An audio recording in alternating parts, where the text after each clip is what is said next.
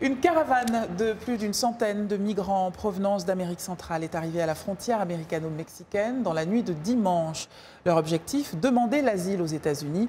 Mais les agents américains de l'immigration disent qu'il n'y a plus assez d'espace à la frontière pour les accueillir tous.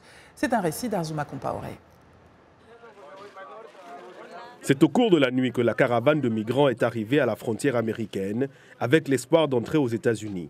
Après un long et épuisant périple d'un mois, environ 150 migrants d'Amérique centrale ont finalement atteint la frontière américaine à San Diego, une des zones de passage les plus actives du pays.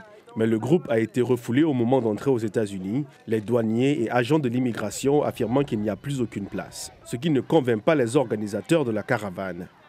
Nous pouvons construire une base en Irak en moins d'une semaine, mais nous ne pouvons pas traiter 200 réfugiés? Je n'en crois pas.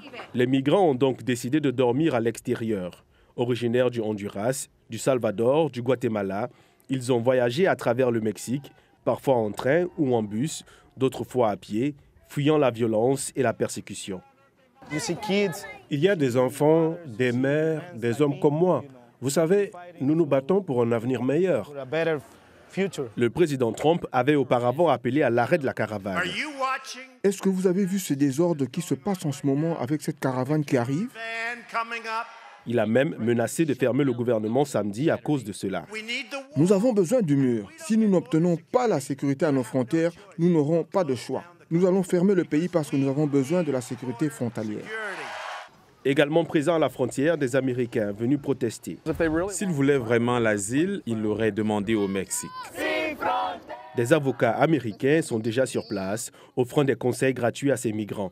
Ce qui les attend ici n'est pas aussi terrifiant que ce qu'ils ont laissé derrière eux, ce qu'ils ont essayé de fuir. Même si les autorités américaines n'ont laissé entrer aucun demandeur d'asile pour l'instant, ces derniers restent déterminés à attendre à la frontière aussi longtemps qu'il le faudra.